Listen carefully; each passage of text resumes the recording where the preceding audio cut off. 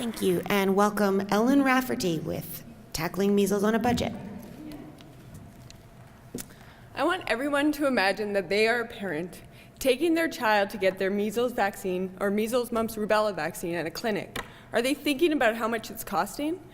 Imagine you're a parent taking your kid to the doctor's office because they came down with measles. Are you thinking about the doctor's fees? Probably not, and that's okay, because that's my job. Measles outbreaks are happening worldwide. Places like Germany, where a boy recently died of measles, and Disneyland, also known as the happiest place on earth, have come down with very serious measles outbreaks.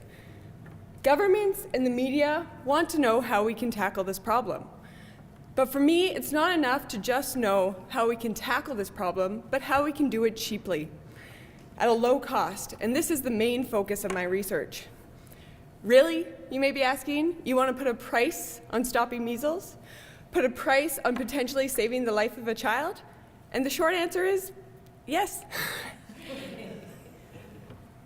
Budgets and healthcare spending continue to increase, which takes away money from infrastructure, social support, education.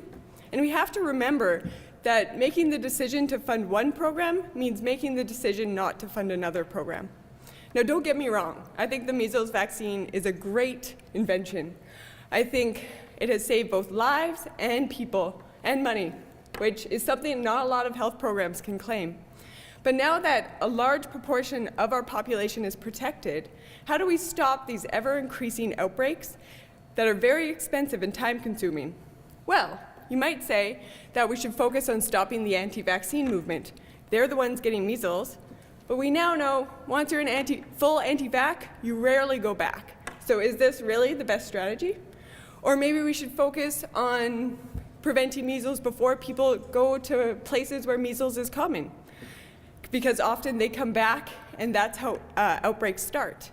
Or maybe we should make vaccination mandatory in public schools. Or should we start vaccinating adults because the effectiveness of the vaccine is diminishing? All of these are very valid ideas and strategies, but you can see it gets complicated very quickly.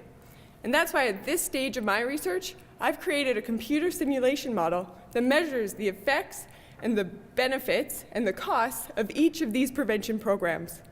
So we can give governments not only a good idea of which populations to target, but also how much it's going to cost, and help us prevent measles without forgetting about all the other health and social problems we face. Thank you.